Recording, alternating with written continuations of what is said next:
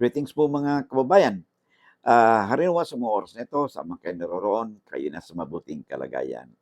Ang ating pong pag-usapan po ngayon ay isa pong episode no na may kinalaman po sa tinatawag nating abandonment ng property.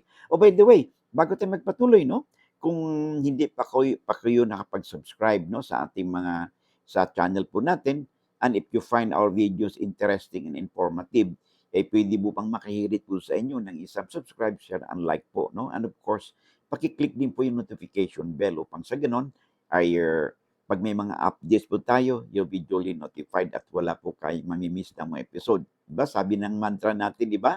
Lamang na ang may alam sa batas. So by the way, no? Sa mga followers din po natin sa Facebook, no? Kapapasok pa lang, kabubukas pa lang po natin ang ating Facebook, no? For the last, siguro 2 months lang po ito. At syempre po, no? Konti pa lang po nakakaalam nito.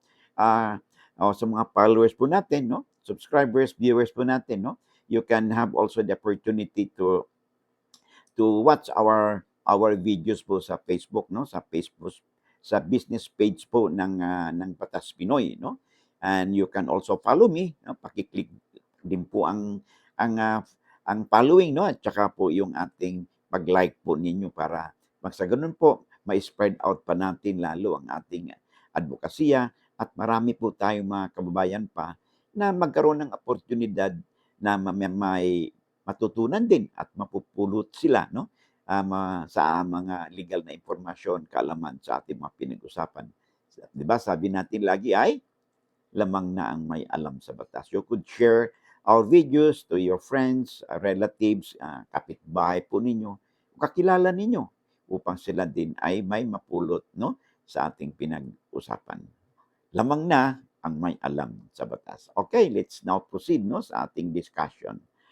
Ang ating pong sasagutin, no, sa episode nito ay sulat po sa atin ni Julebeth Sisista. Yun po ang kanyang username. Sabi niya, "Hello po, attorney. Ask ko lang po, yung nabiling lote na rights lang ay inabandon na nila. Pero after 20 years, doon lang nila isakaso." Okay. So, ano bang ibig sabihin yan? Okay. Nauna, yung anong tanong mo kasi, sabi mo rights lang. Bakit hindi nabili ang lupa itself? Kasi kung rights lang, ibig sabihin, it's not really perhaps it's not an ownership. It could be a mere possession of the property or equate pa lang yung rights, no? Halimbawa ay ito ay nagkaroon ba ng bilihan na installment, no? Na hindi pa talaga tuluyang nalipat yung property because hindi pa fully paid, no? So, dapat po maliwanagan natin kung bakit rights lang. Now, assuming, okay, para maitaguyod natin, maitawid po natin ng inyong katanungan. Kung kayo ay by deed of sale, okay, nabili ninyo yung property, no?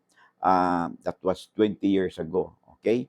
Tanda po natin na ang deed of sale po, hindi po nag-expire yan. Although, pag hindi po natin nabayaran yung amilyar, no? Yung property tax, no? For that long period of time, baka po marimata po yan ng gobyerno at masubasta po yan at magkaroon po ng auction sale, no? Public auction sale at ito po, no? At maibenta po ng gobyerno yan sa highest bidder. So isa sa mga downside niyan na dapat ninyong tingnan. Pero sabi mo dito sa iyong sulat, after 20 years bigla nilang sumulpot at sa kanila inasikaso. Okay. Kung ganito yung situation, no? Ay ibig sabihin ay there is no sign of abandonment. Magkakaroon lang ng abandonment. Halimbawa, okay? Kung meron talaga siyang intention na inabandon na. Ano yung intention na yon? Number 1, hindi binabayaran yung amilyar. Number 2, pinapayagan niya na may tumira doon sa kanyang lupa. Now, in this particular case, baka kayo yun. Pinayagan niya for the last 20 years na tumira doon sa lupang yun. Okay? So, at yung tumira doon sa lupang yun, no? For the last 20 years, no? Nandun siya, in possession siya, in the concept of an owner, in open adverse possession in the concept of an owner, dahil sa paniniwala niya na inabandona na yung property, kaya sila na ngayon ang nag-assert ng ownership. Okay? So if these are present doon sa situation ninyo na nagkaroon na nga ng walang pagbabayad ng amilyar, okay? Pinayagan ng ng ng buyer na may mag-occupy doon sa kanyang nabiling lupa, ay ibig sabihin niyan, there's already an abandonment, and yung nakatira doon sa lupang iyon, no, if they are in good faith, no, and they are there in the concept of an owner. Ito yung magic word po dito, concept of an owner. Nandun sila hindi bilang tenant. Nandun sila para hindi sila nag-uupa lang ng lupa. Nandun sila bilang nagmamay-ari. Yun ang inaano nila. Yung kanilang ina-assert na silang may-ari dito. And of course, siyempre, dapat yung lupa po hindi titulado. Kasi yung titulado po ang lupa ay hindi po yan subject to acquisitive prescription. Okay? Kaya lagi nating minumungkahi na pag may lupa po kayo, wag lang kayong umasa sa tax declaration certificate, no? Kasi that is not a torrents title, okay? Karamihan po, no, na nabibiktima ng land grabbing, either walang papel, walang anumang kasulatan, at kung mayroon man ay tax declaration certificate lamang. Ang tax declaration certificate po is not the best proof of ownership. Ito po ay isang prima facie proof of ownership lamang. So, this could be subject of abandonment or acquisitive prescription. Kaya mahalaga po na pag may lupa po tayo, ay patitiluhan po ninyo yun para maiwasan po yung land grabbing at mapunta po sa iba ang inyong lupa. So in this particular case, no, kung hindi po titulado yung lupang iyon and yung occupant, no, ay pinayagan ng may-ari, no, na mag-occupy, no, for the last 20 years, no, at meron siyang kasulatan, no, na siya yung pinagbabasihan niya.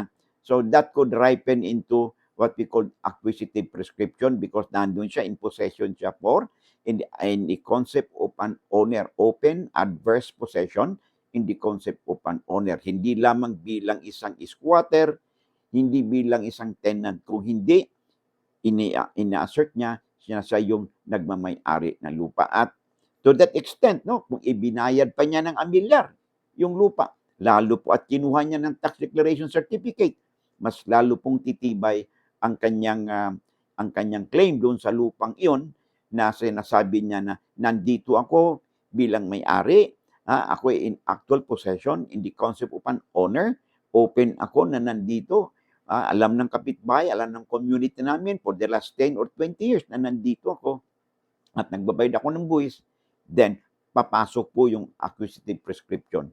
Provided po, no, na hindi po titulado yung lupa. Pag titulado po yung lupa, ay hindi po pwede kahit na gaano kayo katagal na doon, 50 years kayo, 100 years kayo doon sa lupa, hindi po nagpiprescribe o subject to acquisitive prescription ang tituladong lupa. Alright? So I hope nasagot po natin ang katanungan, no, ni